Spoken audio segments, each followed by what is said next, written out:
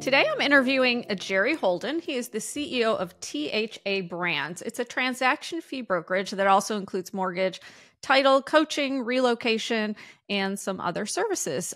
So Jerry is a former professional baseball player and a staunch Ohio State University graduate. He started as a sales agent in North Central Ohio and decided to transition into brokerage.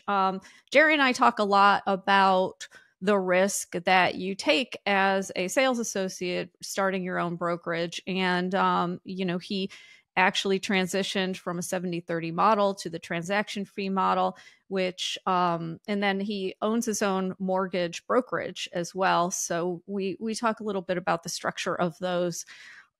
He also talks a lot about how his professional baseball career, where he was in the minors, really the discipline and the skills that he learned in that really transferred well to being an entrepreneur. One of the things I love about talking to brokers such as Jerry is just learning about all the challenges in building a new company and growing it. And we get into quite a few of his challenges and how he is trying to overcome them through the process.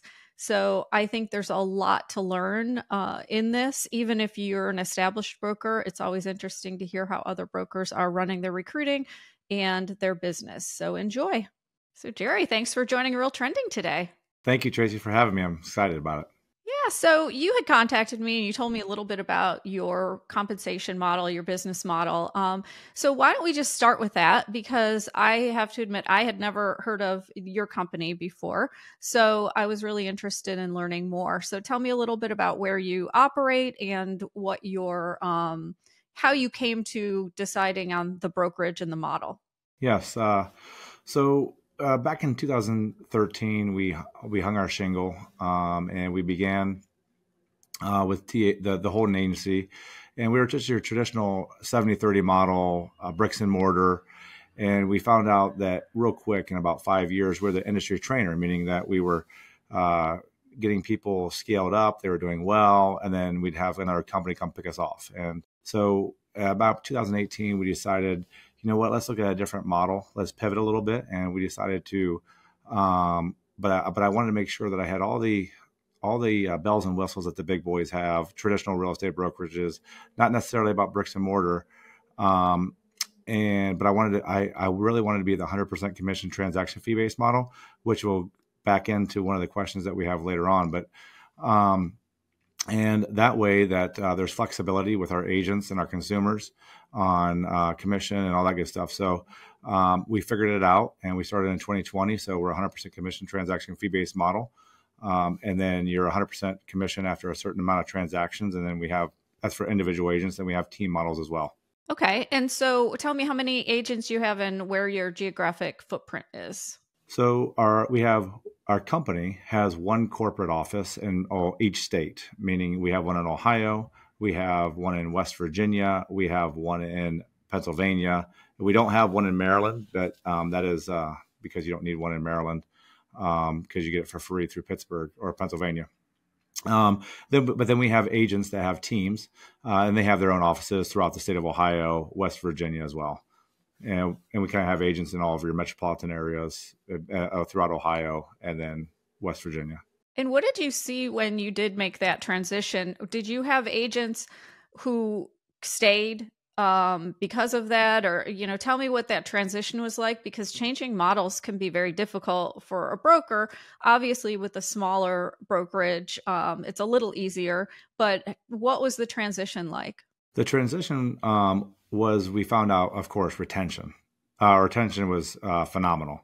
We've had great retention since 2020. And if we lose any agents, it's not of any significance, meaning that like not big producers, but the agents that we do lose are pretty much, they're just returning their license to the state and getting out of the business. Our agent growth has risen. And so but we also had our mortgage and title back before we even went to the 100% commission transaction fee-based model. So that helped with the transition before it became, you know, scalable. Okay. And so you had told me that you kind of have a white label boutique brand, and you kind of took the best of several different models to build yours. So tell me a little bit about scaling that. You had said you want to be debt free, no PE. So tell me a little bit about your growth plan and the way you're doing it. Yeah. So we like to have the flexibility to have all of our agents be able to brand themselves, teams, independent brokers that want to come to our company.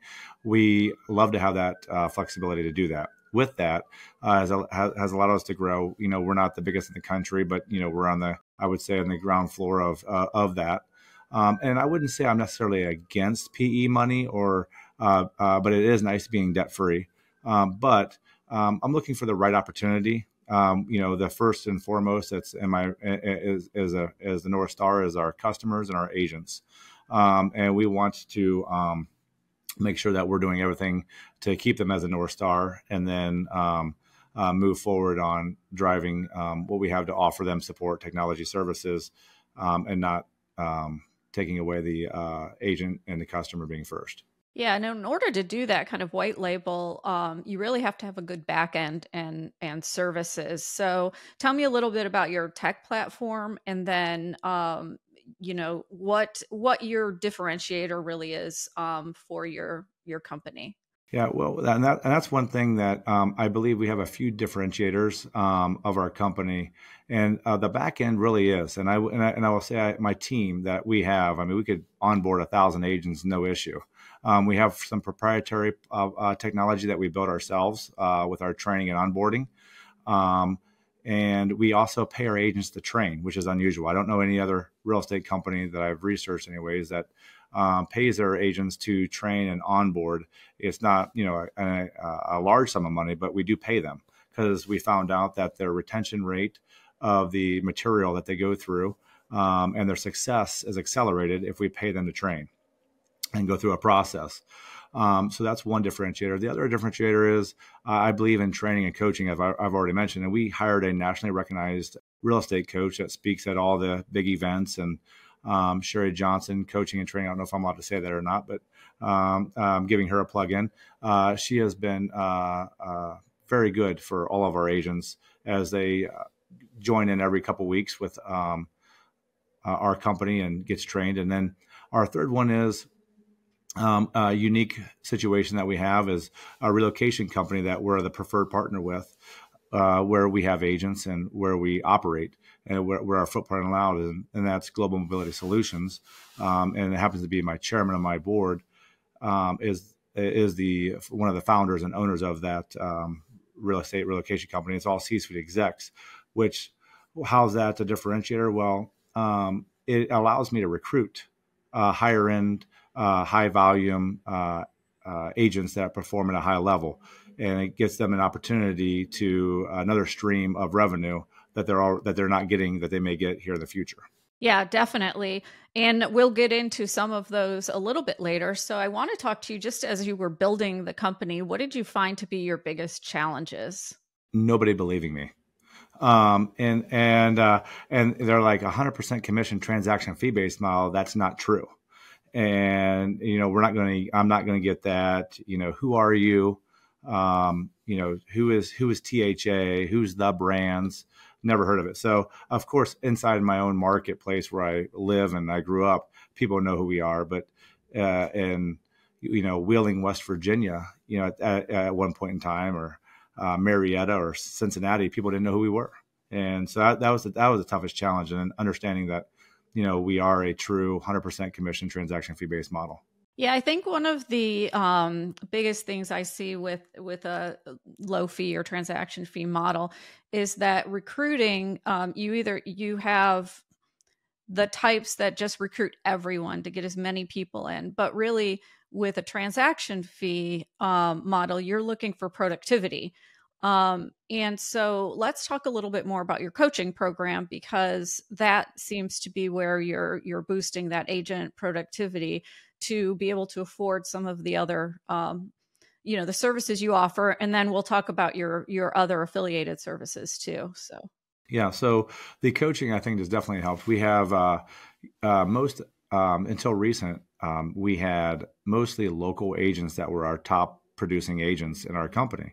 And this year we had an agent that is 2.5 hours away. That's our top producing agent that's been in the business for a couple years. But all of a sudden, their growth, I do believe, I don't have the numbers in front of me, but it was like 184% growth.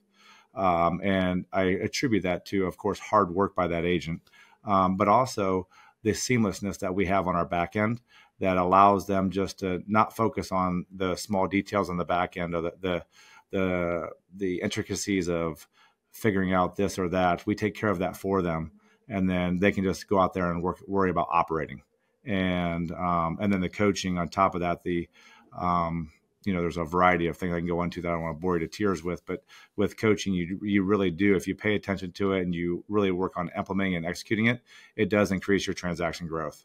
Yeah, and you had mentioned, I want to go back to your challenge because I should have followed up with, like, how did you overcome that, or how are you overcoming that lack of name recognition or that people don't believe you?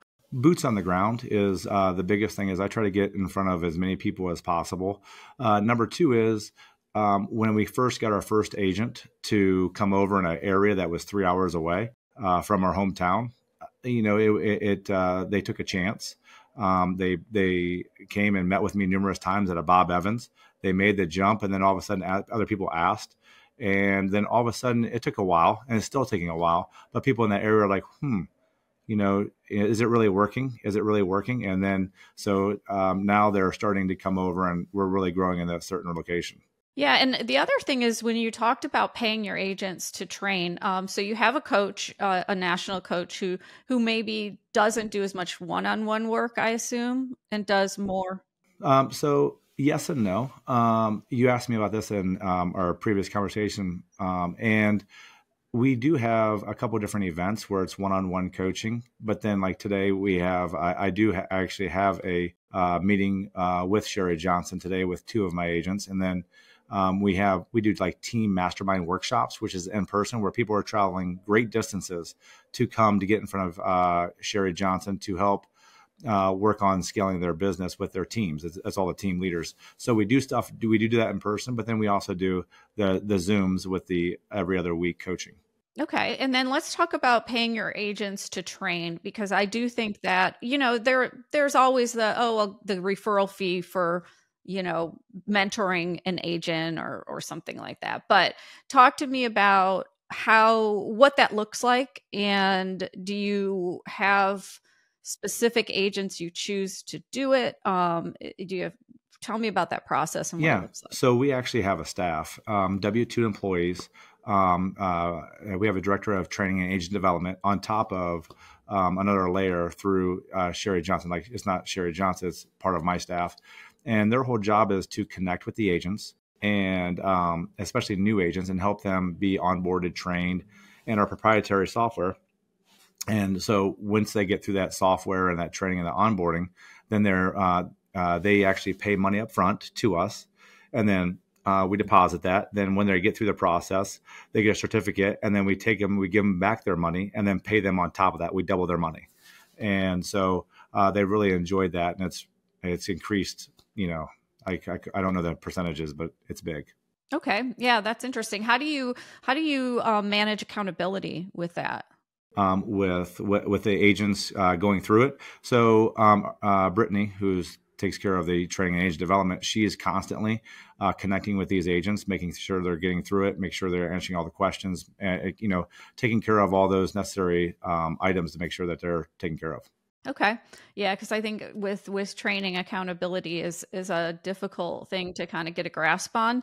Well, she also she meets with agents 30 minutes a day on a lot of times, like different agents. Not everybody wants or needs the accountability, but there's a lot of agents in this area that say, you know what, I know what to do, but I need to talk to somebody about it. And I can tell you that on a regular basis, she's meeting with agents for 10, 15, 30 minutes, giving them items to do. And then the following week, they have a meeting set up at certain times, and they follow up on that to, be accountable. Did you make your phone calls? Did you do an open house? Did you follow up? How many leads did you get this week?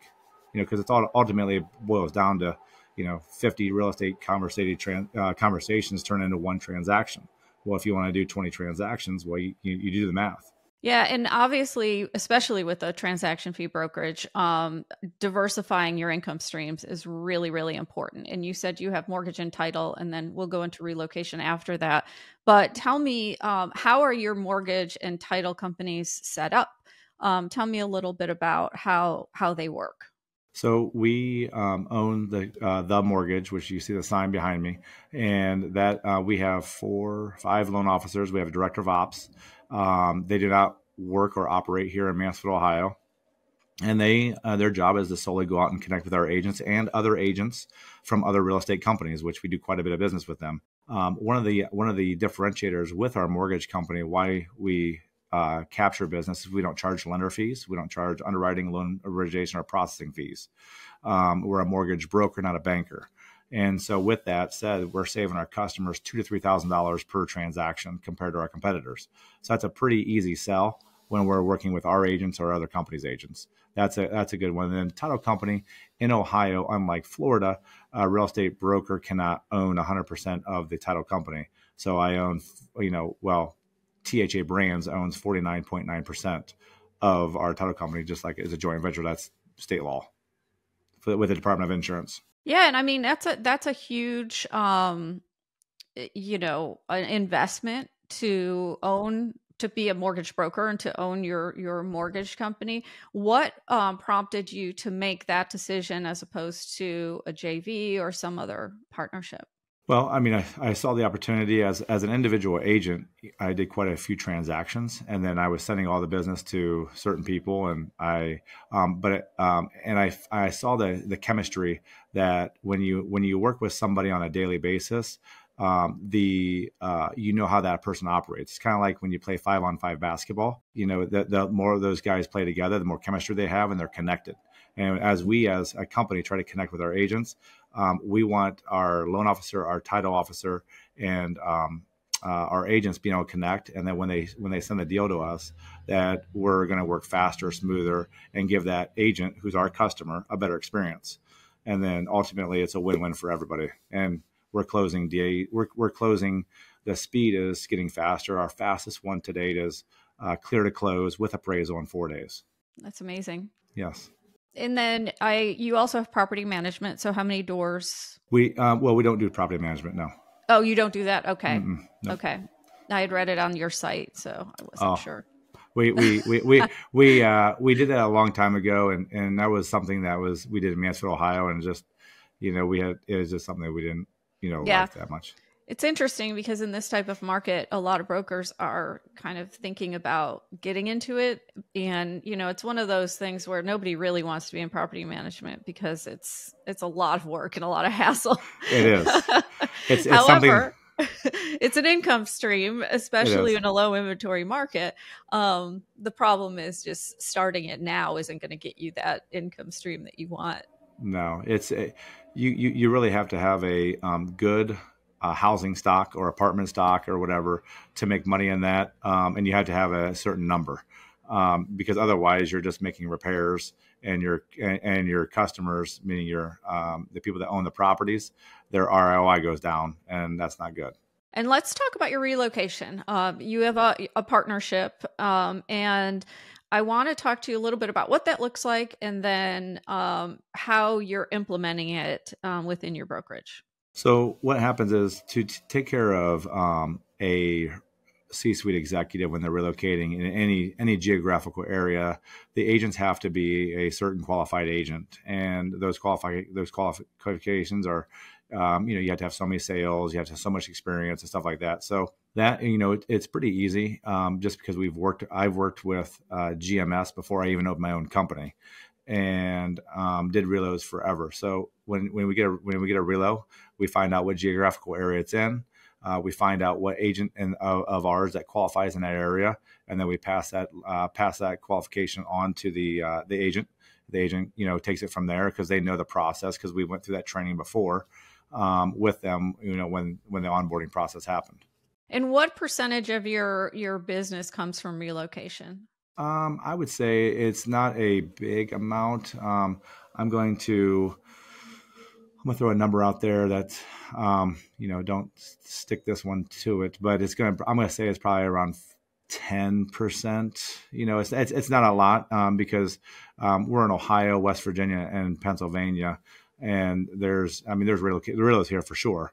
But it's not like we're down in Alabama, Florida, Texas, Georgia, where there's a lot more realtors. The Carolinas. And what does growth look like for you? Are you looking at expanding into some other new states? Are you just looking to expand within the states that you're already in? What is your focus right now? Just agents or expansion? I would say that a little bit of both. We're growing in Ohio, that's for sure. We're getting more phone calls from other real estate brokers that are, what are you doing? How do I do that kind of thing? Teams and agents, high producing agents, just because we're starting to get more traction. We are looking at other opportunities in some other states, but that's that we're gonna continue to grow in West Virginia, Pennsylvania, Maryland. But then there's some southern states that we're also looking at. They have some opportunities there just because of synergies that we already have here. And what does your recruiting look like? Do you have a recruiter? And tell me who your ideal agent is. So the all agents are my ideal agent. So yeah, we have a software that we use. We have every single real estate agent's name, number, email across all states, and then we look at agents in different markets. We look for different agents, and I would say that all agents, no matter what their sales are, we look at, because we don't want to leave a stone unturned. Because there's a lot of agents that are doing very few deals a year, but maybe they don't have the right support, technology, services, and training. Maybe where they're at, maybe who they're with is a reason. And then we look at your high producing agents and teams and independent brokers on what's going on there, and seeing if there's a way that we can help out and use our services, and especially our back end staff, that allows us to operate pretty darn efficient for those agents. Who is actually doing the recruiting? Like, do you have a director of recruiting, or Me. are you handling the recruiting? Me. Okay. I put the boots on the ground. I like to meet with agents because it allows me to stay in the game. It allows me to understand what they're going through, all that kind of good stuff. So, are there any new services you're looking to add down the road? I would say insurance is one of them, and then also I've owned a construction company for about as long as I've been in real estate, and scaling that through Ohio is one thing that we're doing. I don't know how far we'll go outside of Ohio, but that's a very interesting business line that we're in, and we like it. I understand it. I know it. I breathe it. So that's one that I look at growing quite a bit too. Okay. I want to talk about the brokerage industry in general. There's a lot going on right now, from low inventory to the commission lawsuits and everything else. Where do you see the most opportunity for brokers today? Build more homes, and partner with a builder if you're not, and take some risk there, because there's I kind of go into this question about inventory you had, and I try to read a lot with the experts in Fidelity and all the pro builders out there that are out there. And they mentioned 2029, 2020, is when they feel the market will be balanced. Well, every market is isolated, in my opinion. Columbus, Ohio is different than Cleveland and Cincinnati and Mansfield. Some areas are overbuilt, some are underbuilt, and some are just right. So figure out what your marketplace is, and everybody's doing studies right now, so how much inventory needs to be built in every market. So build it, and they will come. Build it, and they will come, and it will sell. Yeah. Well, I'm going to ask you your aha moment, but before I do that, I want to know, what is the best business move you think you've made in your career so far? I'm going to say, opening my business for sure in 2013, and being able to help guide agents and help them go and sell a lot of homes and impact people's lives and change people's lives moving from here to there. There's a lot of great stories that I've had listening to all my agents. And that's the best, money is money, but I really like to hear from my agents what they're doing and how they're impacting lives. Yeah. So as a professional baseball player, tell me a little bit about your career in baseball and how that really has translated into business. When my first opportunity to go see a college coach was in Alabama, and I walked in the coach's office, and he had a sign on his wall that said, "I hate to lose more than I love to win." And I've kind of lived by that mentality the whole time.